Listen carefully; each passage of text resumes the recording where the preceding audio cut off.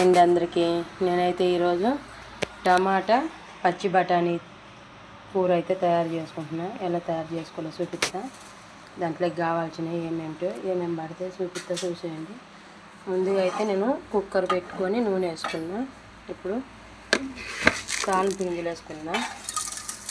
ఆవాలు, జీలకర్ర, మినపప్పు, శనగపప్పు 4 వేసుకున్నాను. నేను ఈరగా తీసి ఎండుమిరపకాయలు వేసుకున్నాను.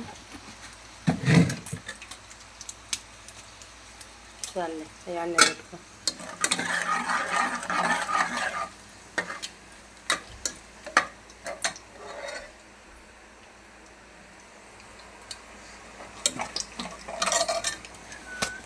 ఇప్పుడు మనం కట్ చేసి పెట్టుకున్న పచ్చిమిరపకాయలు వేసుకున్నాం.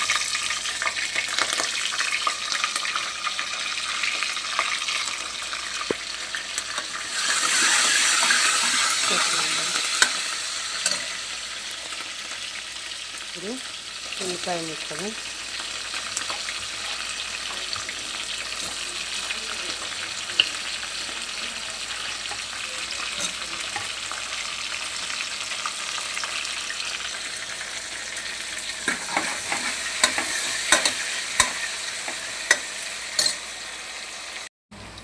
తాలింపు అయితే వేగింది.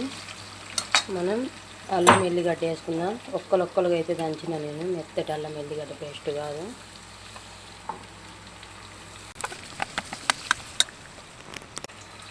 ఇప్పుడు దాంట్లోనే పసుపు వేసుకున్నాం.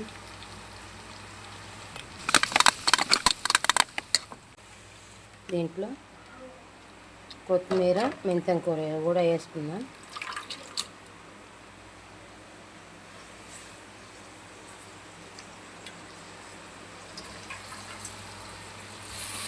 కలుపుకోండి.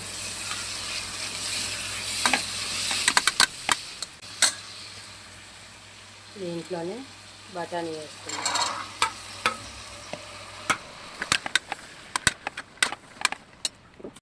టమాటాలు కూడా వేసుకున్నాం.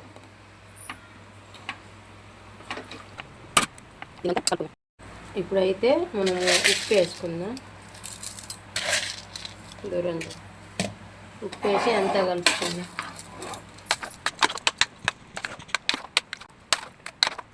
ఇప్పుడైతే నేను కుక్కర్ మూత పెట్టి ఒక 3 విజిల్లు వచ్చేదాకా ఉడికించుకుంటా. ఎందుకంటే బఠానీ ఉడకదు తొందరగా, అందుకని కుక్కర్ మూత అయితే పెడుతున్నా. మన కూర అయితే ఉడికింది. 5 విజిల్లు వచ్చినాయి నాకైతే. నేను 3 విజిల్లు కనిపెట్టినా అని టమాటాలు మనం మూత తీసి కూర ఎంతవరకు వచ్చిందో చూద్దాం. కుక్కర్ మూత అయితే తీసిన, కూర అయితే ఇదిగో ఇలా ఉడుకుతుంది.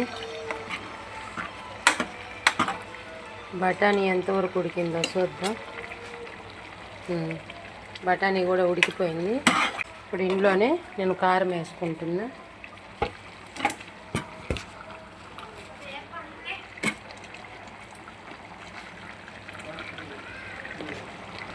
నేనైతే 3 చెంచాల కారం వేసిన.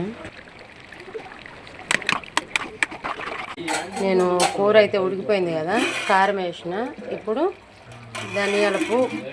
ధనియాలు, కొబ్బరి, తెల్లగడ్డ అయితే నేను మిక్సీ పట్టుకున్నా. ఇప్పుడైతే ఇది కూడా వేసేసి ఉడకనిద్దాం. ఇప్పుడు ఆ కారం ఇది 2 ఉడుకుతాయి. కూరలో నీళ్ళు ఏమేమి నేను అంతే, కూరలో నీళ్ళు పోతే పలసగా అయిపోద్ది.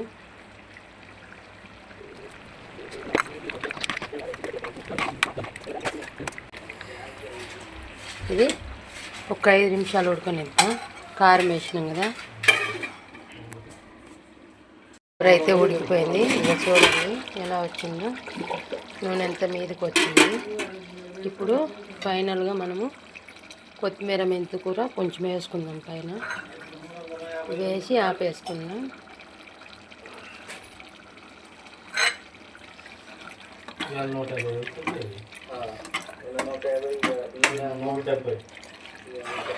ఈ కూర రొట్టెలేకైనా, సంగట్లేకైనా, అన్నం లేకైనా, దేంట్లోకైనా బాగుంటుంది. ట్రై చేయండి పచ్చి బఠానీ టమాటా కూర. నాకైతే ఇంతే వచ్చు బఠానీ కూర అయితే వండటం. ఇంకా ఎలా వండుతారో తెలియదు. నాకు తెలిసినట్టు నేను వండిన కూర అయితే సూపర్ ఉంది.